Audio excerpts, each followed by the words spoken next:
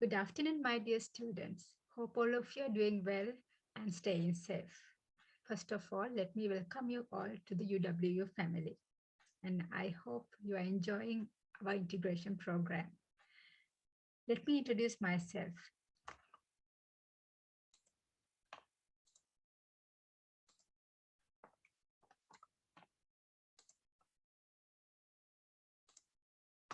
I'm Dr. Saranga Premathilaka. Currently, I'm the director of Center for Gender Equity and Equality, Uva Wellassa University. So today, I'm going to talk about gender equity and equality and sexual and gender-based violence in university system. Right, so a little bit different topic compared to all the other lectures or the speeches that you have heard during your integration period. Okay, you must have had lectures on introduction to IT center, introduction to library, and about our mentoring program. But my topic is a bit different, right? So why do you think that you have to learn about gender equity and equality and sexual and gender-based violence in university system as the freshers of our university? You will find the answer soon. Right. So let me ask you a question. What is gender? Right. I think now you have applied for the universities and you must have filled a lot of applications. I think you must have seen this in many applications. When they're asking gender, you have to put a tick in a box where whether you are a male or a female, right? So if it's a boy, usually you will put a tick in front of the box in male, or if you are a girl, usually you will click the box in front of word female. But are you sure about your gender? Is this true?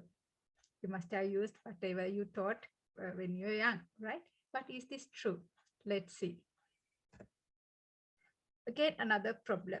What is the difference between sex and gender? Is there any difference between these two? Let's see. Sex.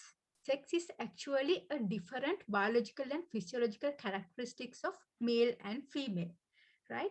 So physical, by looking at physical appearance, we can say this is a girl or this is a boy.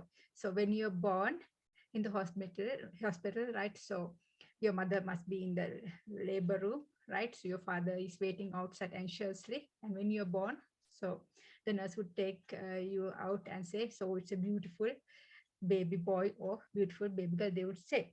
They must have said, right?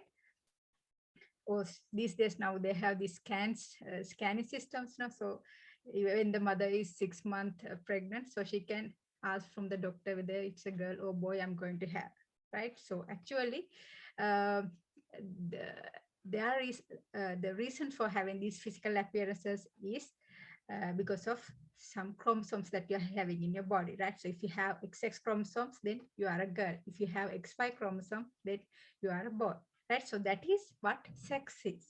So how sex differs from gender? Right. Gender is actually socially or culturally constructed characteristics of women and men, such as there are some norms for women and men, some roles for women and men, some relationships, and the society says these are behaviors of a woman, these are behaviors of a man, right? These attributes belongs to woman, these attributes belong to man, right? So many things that the society is saying about how a man should be and how a woman should be. So society's expectations about how we should think and act as girls and boys or as women and men. So they have ideas. These are appropriate for men, and these characteristics and behaviors are appropriate for women. So they label them as masculinity and femininity, right? So what's the difference between these two, right? I think you boys, most of the time, I think your parents may say when you're behaving in another way, they said, act like a boy, act like a man, be a man, right? Things like that, right? So that is masculinity, right? Or we call it as boyhood, manliness, manhood. So it is a set of attributes or the behaviors and the roles generally associated with boys and men. We say, so when we say usually men or the boys, they are strong and they are powerful, or they prefer challenges, right? So those things are, we say, the attributes of men, right? Then what about females or femininity, right?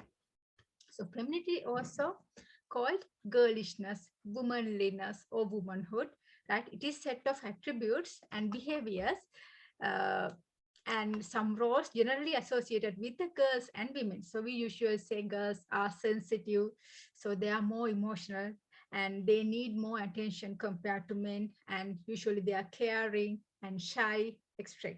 Right? So that's how we, as a society, that's how we identify a woman, right?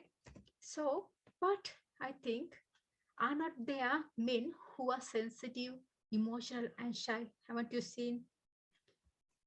Are not there women who are strong and powerful? Yes, there are. So then, what is this gender is?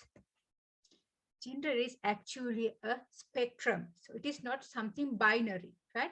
It is a kind of a spectrum. So it's a continuum of stretching from men to women, and or from masculine to feminine. So here you can see in this uh, diagram shows how the gender spectrum looks like. So you can be in any of these places. Okay, so it is not binary, it is kind of a spectrum. Now let's see what is gender equity and equality then. Let me show you a picture, right? Actually, there are two pictures. In the first picture, you can see there is a boy, a girl, and a disabled boy, right? So they are having same resources. All of them are having small boxes, right? What are they doing? They are watching a match, I think football match, right? So they, all the three are having same resources, same size boxes, right? The man can easily watch the match, but the girl hardly sees the match, right? She's not tall enough. And the disabled boy, he cannot watch the match at all, right? But they have the same resources. That is known as equality. Okay. In the second picture, you can see that man has given his box to the girl, right? Now she can watch the match more clearly, more easily, right? And look at the disabled boy, he has something else, so that some kind of instrument, so that he can watch the match also more clearly. Three of them are now happy, they can watch the match more clearly, right? So their resources have changed, right? But they are enjoying it. That is known as equity. I think you have a small idea now. But anyway, to give you a better idea, I will describe these terms separately. First, let's look at gender equality. So gender equality is the notion that there should be equal rights for both men and women. There should be equal rights, equal responsibilities, and equal opportunities for both men and women, right? So this promotes the equal participation of women and men in making decisions in the society, right? But this doesn't mean that the women should be equal to men, but their rights, their responsibilities, and their opportunities should be always same. And they should not, these rights, responsibilities, and opportunities should not depend on whether they were born as male or female. They should be considered as, all of them should be considered as human beings, right? I hope you have a good idea now, right? So all the genders are free to pursue whatever the career that they want and whatever the lifestyle that they want. They can make choices for what they want and abilities, right? And what they want without any discrimination. Their gender should not be a reason for choosing things for their lives, right? If they want to become a doctor, then if they have the ability, then they can be. And if a woman wants to drive a car, yes, she can do it if she wants, right? So uh, nothing should stop her or him because of the gender. Here you can see Tom Daley, Olympic gold medal swimmer, right? So he's doing the knitting, right? So knitting is usually we consider as a woman thing, no? But see, this is choice, right? That is equality,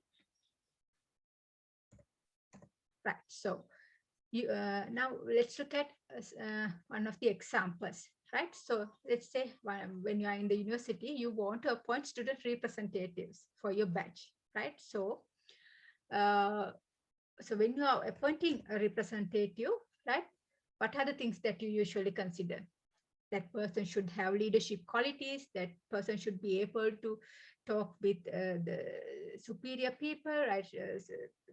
They should not be afraid to talk to vice chancellor, head of the departments, deans, right? They should have very good communication skills, right? So these are the things that you should consider, and not the gender, right? So it should not depend on the gender of the students, but unfortunately, this is what happens in most of the time, right? So they only consider about the gender, and most of the time it is a male student who will become the representative. So that should not happen, right? If a girl has all the qualities, right, or the leadership qualities, right, and good communication skills, and if she wants to become the representative, then you should go for the girl.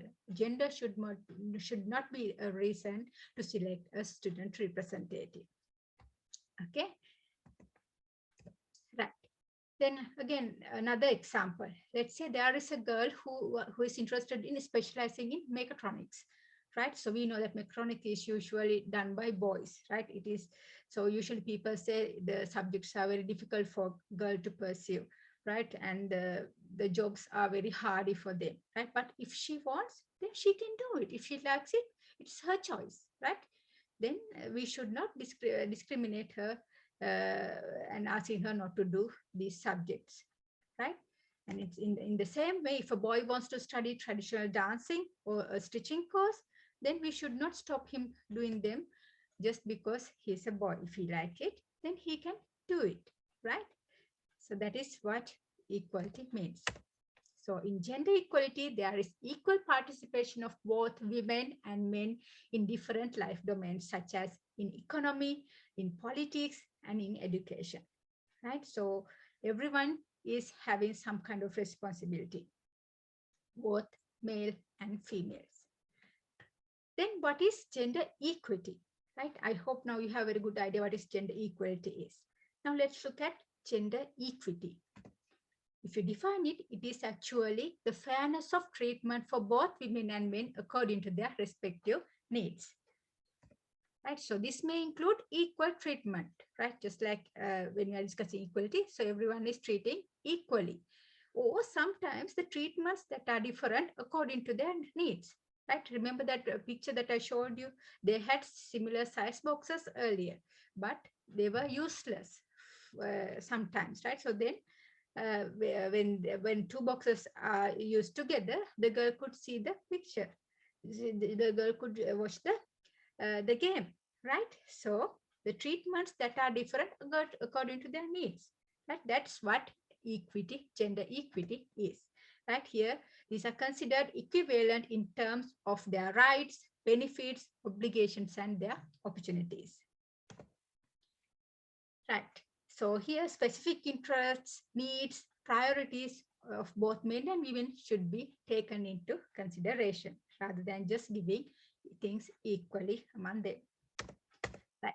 So in other words, we can say gender equity is a process of allocating resources fairly among people, or having programs which are fair for each people, all the people in the society. The gender should not be considered, or doing decision making all the time fairly considering their genders, right, without any discrimination on the basis of gender, and addressing any imbalances in the benefits available to people of different genders, right? So the resources and everything should be given fairly,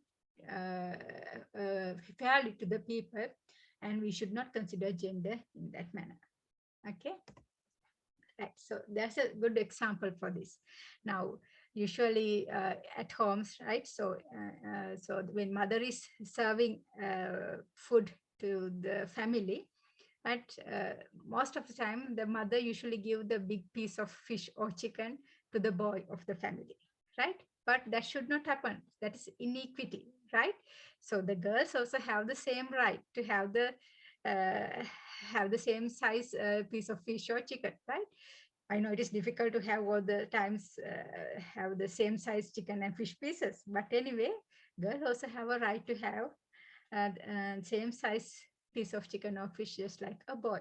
Right? Now let's say we are having a pregnant woman in our dining table. Then her having the biggest piece of chicken or fish, then it is fair enough, right? So gender equity is something like that. Right.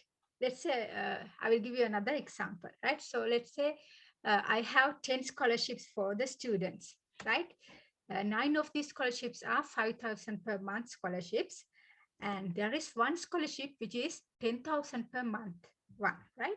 So there are 10 eligible students for these scholarships. They have applied and we found that they are eligible. And 9 of these students have almost same background, same family background, same incomes, right? However, there is one student who doesn't have any income at all. He doesn't even have parents, right? Maybe he's living with his grandma, right? And he doesn't have any income at all. So if it's equality, then all the resources, all these scholarships should be of same amount and should be given fairly all the students. But when we consider the need of the last student, right, who doesn't have any income, we can fairly choose him to have the scholarship with 10,000 per month.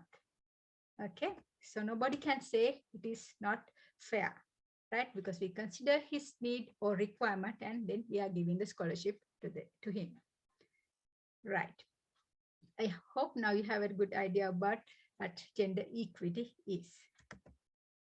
So why it is important to maintain gender equity and equality in a society, right? Why it is so important? So we know that all the people are affected by gender inequity and inequality. So when you are in a society, if there is inequity and equality, women are affected by them, the men are affected by them, and the transgender people, they could be affected by them, the children, the families, all these people could be affected if there is gender inequity and inequality. Therefore, it is important to maintain equity and equality in a society. And further, if you are having gender equity and equality in a society, it prevents violence against women and girls because people know about the rights, right? So they know even the women and girls also have rights of their own, right? So they should not be harassed, right? They should not be they should not be pressed, right? So they also have rights. So if you are maintaining equity and equality in your society, it will prevent a lot of violence against women and girls. Right.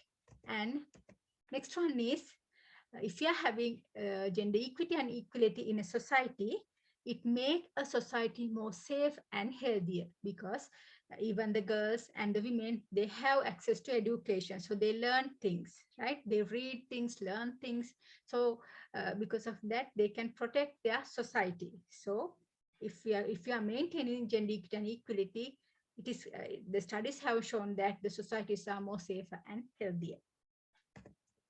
And at the same time, having or maintaining gender equality and equity in a society strengthens the economy while reducing poverty, right? So now if you're having inequality in a society and you are not taking the full potential of women in the society for the economic growth, then that will lead to poverty in the society, right? But if you are using the full potential of the women as well as men, so they are working, both groups are working hard, right? So then it will support in growth of the economy, reducing the poverty in the society, right? And having or maintaining the gender equity and equality also important for sustainable development, right? So because both groups are working together to achieve the goals of sustainable development, right? So they are working so hard. So both of them are putting all their potential to have sustainable development in their society. And at the same time, now when they're having this gender equity and equality, they know about the rights of all the people, right? About women's rights, men's right? So then it is naturally they would realize that about the human rights, so they can easily maintain them. Therefore, maintaining gender equity and equality is important in sustainable development, as well as it's vital for realization of human rights. And why, as university students, you should know about gender equity and equality. Why we are saying all these things, why we are having these kind of lectures for you, right? Let's see. First thing is that because you are the ones who will drive the world in future. And you are the ones who will take decisions in the future. And you are the ones who are responsible for the economy of the country in the future. And more than anything, you are a responsible human being who should protect human rights. Right? Therefore, you should know these concepts and practice them in your lives for future to be more peaceful, more productive, honorable, and equitable. Right. So actually, do we have this gender equity and equality in our society? Right. Let's forget about the society. Right. Do we have gender equity and equality in our university system? Right. So when you're not having gender equality, we call it as gender inequality, right? Which refers to unequal treatment or perceptions of individuals based on their gender. Right. Sorry.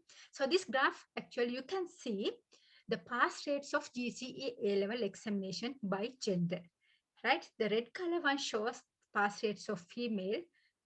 The pink color one shows pass rate of males. See, there's a huge difference between the two. The female students surpasses male students in large percentage, right? If you look at this table, you can see the student admission to the universities, right? Again, the females are surpassing males in large amounts, even in eligibility as well as admission to the universities. This table shows how the distribution of students in various faculties, right? So you can see, except for engineering and IT, in all the other faculties, females are surpassing the male students, right? And this shows the same one, right? So enrollment by sex, there are from all the students who enroll for the university, 60% are female and male represent only 40%. And do you know 68.5% of graduating students from state universities are females, and males only represent 30.18%, right? So the significance of these data are that there is a trend for women accessing and participating in state higher education have been more than men in recent times. And that means women are more educated than men. So this one is a post that I took from social media. I'm not sure about the data that were presented. So anyway, right? Because right in 2019 campus intake, right, girls are surpassing the boys, right? So boys, we have very good demand in future in the university, right? So let's see. Right. However, even though we considered that women are more educated than men, there is a small problem. There are no women students giving leadership to the unions or any society in the universities, right? Even though their number is high, but they are not showing any leaderships in unions or in societies in the university. So female leadership is very, very rare.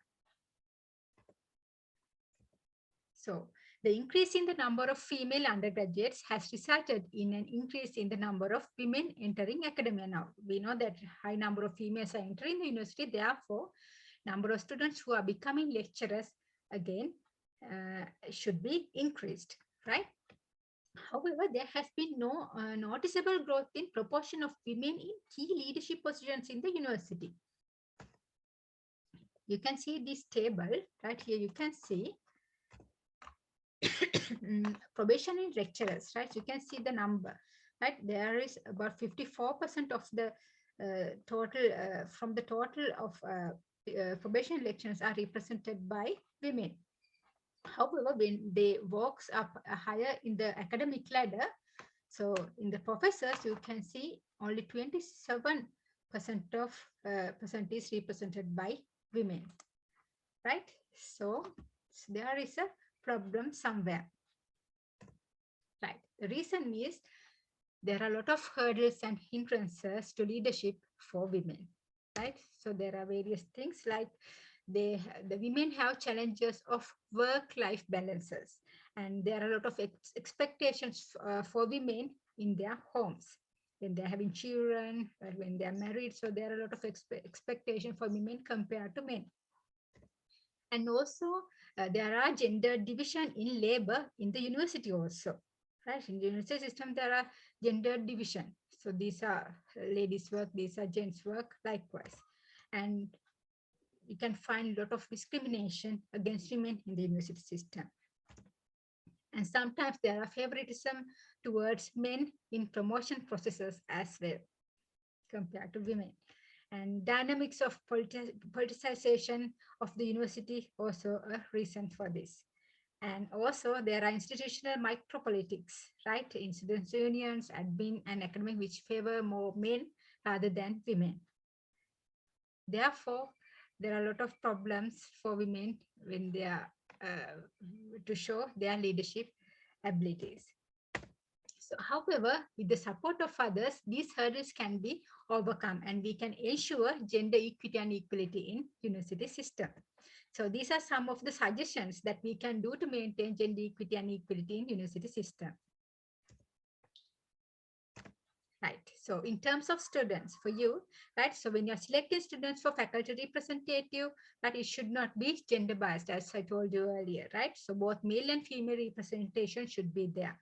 And when selection of students for university or inter-university competitions or sports activities, right? Again, gender should not be considered as a reason. If they have the talent, then those students should be taken whether they are girls or boys, and both genders should represent. And you can ask the students to select both female and male as leaders in their student unions in various societies, right? So that both female can also show their leadership abilities. And in terms of staff, right, when we are doing recruitments, right, it should be based on their performance and should not be based on the gender. And this, when we are selecting staff members for various workshops or training programs, gender should not be a reason. According to the requirement, we should choose the required person. And the selection of staff members for administration positions, again, it should not be gender biased, right? So if we can follow these suggestions, then we can maintain gender equity and equality in the university system. Right.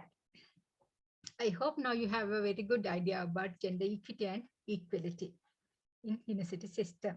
Right. Now let's look at our second part of the speech, sexual and gender-based violence in Sri Lankan universities. So when you hear this sexual and gender-based violence, I think you must be really scared, right? Aparade apply for university, right? I should have stayed at home. You must be thinking, right? So don't worry, right? So this is not only these are not only can be seen in universities. This sexual and gender-based violence can be seen in everywhere in the society, in workplaces, in various other institutions, and even within the family. That's the good thing is that if you happen to have this kind of problem in the university, then we are there to help you and support you. Okay. Right. So gender-based violence is prevailing at the moment in Sri Lankan universities. So it occurs between and among all the segments of the university community and among the staff, among the students, and everywhere. Right. Now let's see what is this sexual and gender-based violence is. So if you define it, it is kind of an umbrella term used for any harmful act that is committed against a person's will, right? And is based on socially ascribed differences between males and females, right? If that person, if you are hitting a person, right? So that is kind of sexual and gender-based violence. Or if you ask person to even to sing a song without their will, that could be again considered as kind of sexual and gender-based violence, right? So around the world, gender-based violence has a greater impact on women and girls than on men and boys. However, don't forget, men and boys also encounter various sexual and gender-based violence as well.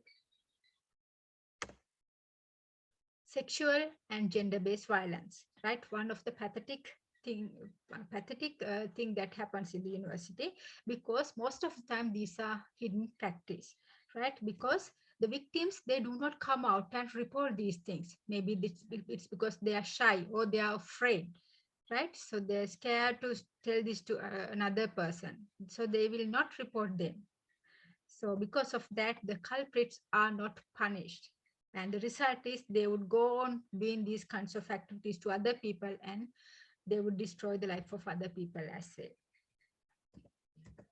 Right. So it is not limited to violence against women, but can also include intergender and intragender based sexual and gender based violence. That means it's not only the men who are doing this gender and sexual and gender based violence to another woman, right? So it could be between men and men, between men, within intragender. That means man is harming another man, right? A woman is harming another woman, right? So it could be either of them, right? Or sometimes it could be seniors against freshers during ragging, and so on. Right. So sexual and gender-based violence occurs in Sri Lankan universities in the form of violence, or it could be murder, right? It could be rape or sexual harassment, or sometimes it could be cyberbullying. Using internet, they can do these kind of things now. So they are also considered as sexual and gender-based violence. Right. So there are a lot of studies that were done to study these kind of activities that is going inside the universities, right? So one of these studies showed that among 250 medical students who spent 3 years or more in the University of Colombo had faced gender-based violence during their time in the university. This was confirmed by 25.2% males and 72.2% females, right? That they have faced this kind of gender-based violence during their university period. See, it's not only females, males also face these kind of problems. However, females are surpassing the males. Another study done in 2011 with the participation of 283 female undergraduates showed that from them, 73% were forced to continue relationship with their partners for the fear of physical harassment. The girls, they wanted to break up with their partners because they are not matching them or because of various things. But however, they cannot break their relationships because the other party is threatening them, saying that they would do various physical harassment for them or some other things. As therefore, 73% are suffering because of these kind of relationships. Then comes the ragging, right? The student violence, one of the famous word that we encounter these days, right? So ragging in Sri Lanka universities is one of the worst experience that a student can have.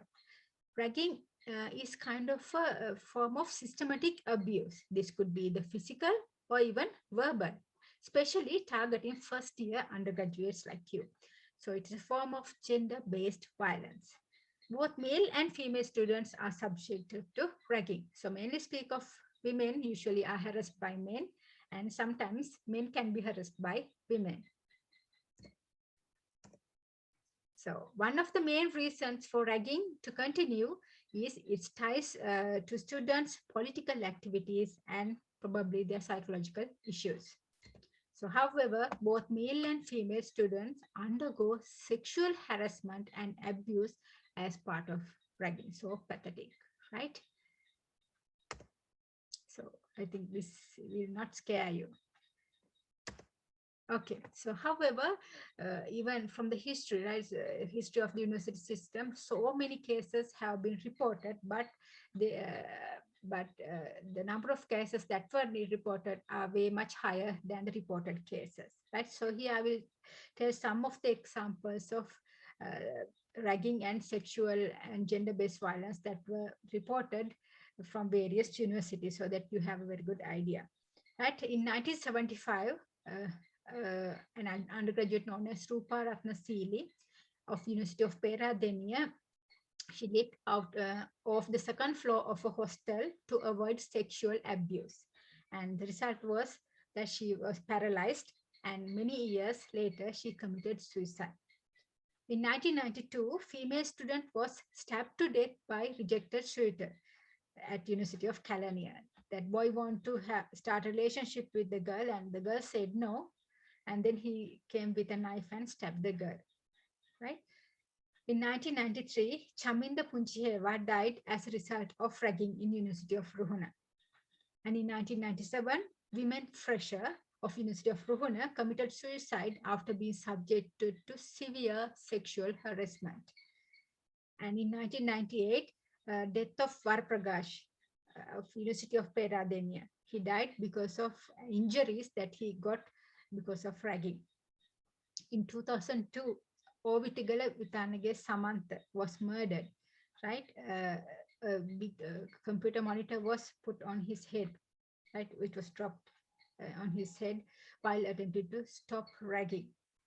In 2002, women students stabbed to death by her boyfriend at University of Kelaniya, her ex-boyfriend actually, at University of Kelaniya. In 2011, a woman student became semi-paralyzed in one limb due to physical ragging that was done in University of Ruhuna. In 2011, again, 3 men students of University of Peradeniya were arrested for sexually assaulting a fresher. And 3 women students of University of Peradeniya, again in 2013, were charged with ragging a group of female freshers in a toilet, right? They were sexually harassing the students. In 2014, a suicide of former male student in premises of University of Peradeniya who had been forced to leave the university due to ragging. 2015, there was a case of suicide of a woman student from Sabaragam University who wanted to, who assigns culpability to her raggers.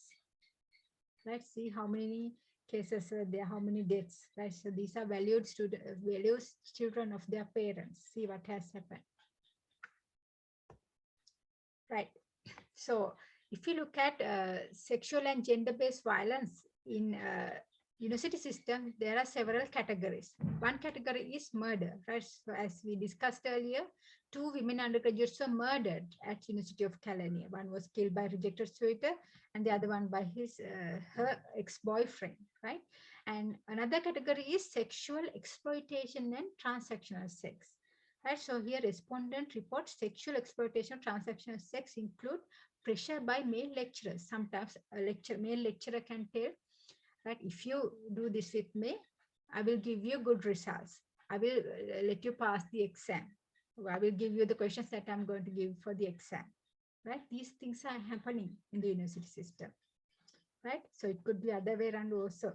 Right, so and also sometimes there could be forced relationship in exchange for protection and safe passage in ragging, right? So a senior would come and tell that I will help you, I will not let others to rag you if you become my girlfriend or if you do these things with me, right? So how pathetic these things are, right? Another category of sexual and exploitation of transactional sex is that female students are not allowed to end their romantic relationship, right? So because of various threatenings, violence, exposure of non-virgin status, or internet postings, right? So, or the videos, they are threatening that I'm going to show these to others if you break up with me. And another category is sexual harassment, right? So this widespread reportage of looking or touching someone, commenting or exposing genitals, or requesting sex or spreading rumors among the others, right? So these things again can be categorized under sexual and gender-based violences. And the new form of sexual and gender-based violence is that using IT, right? So, or using whether they're using SMSs or emails or using pornography, sexist jokes, videos, photographs taken without the consent, right? Distributed over the social media. These can be considered as sexual harassment through IT. So you can see various categories of sexual and gender-based violence can occur in the university system, right? So how to stop this? How to stop this ragging and sexual and gender-based violences in the university system, right? There should be a method. So only way to prevent the ragging and the sexual and gender-based violence and create zero tolerance of violence in establishment of, it is the establishment of protective mechanisms, right?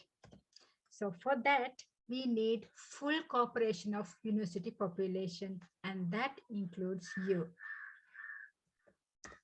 So if you encounter any ragging or sexual or gender-based violence incident in your life in UWU, please feel free to contact the Center for Gender Equity and Equality or responsible person anytime.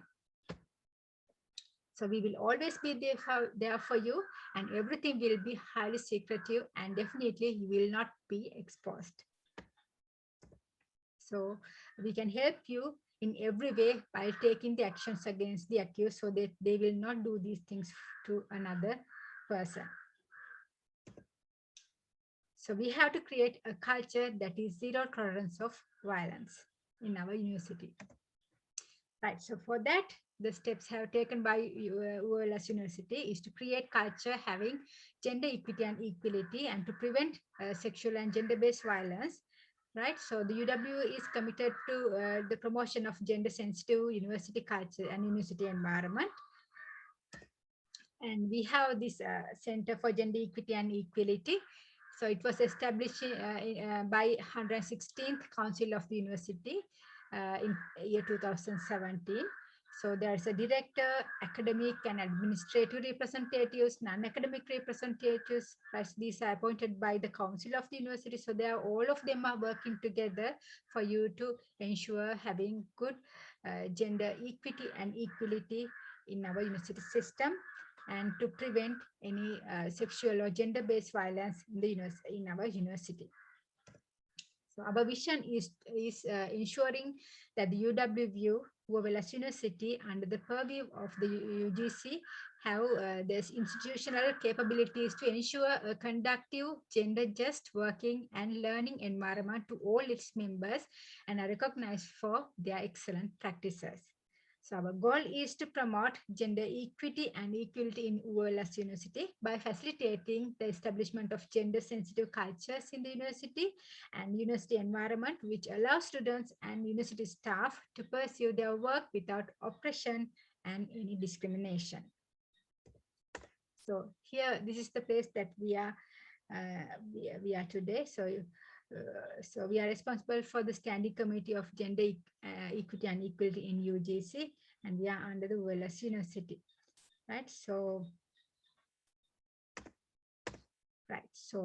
even though if you don't want to come to us and report any ragging or sexual or gender-based violence, still you can do another thing, right? So there is a site in the UGC website, right? So it is highly confidential, so you can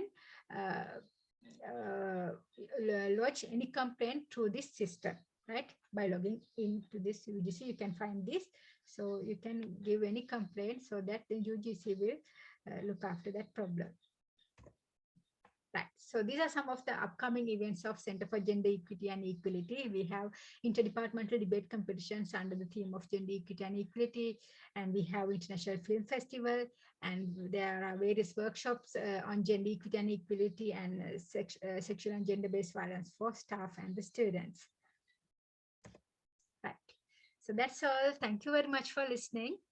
And finally, I have a small message for you.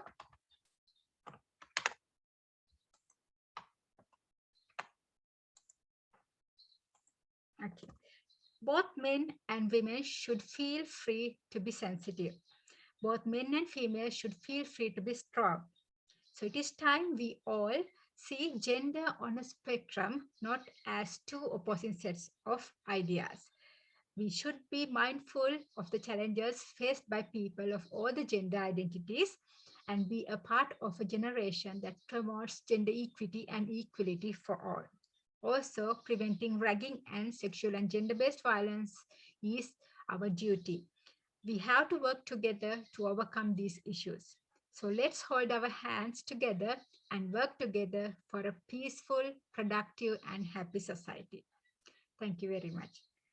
And again, I welcome you to Uva Wellassa University.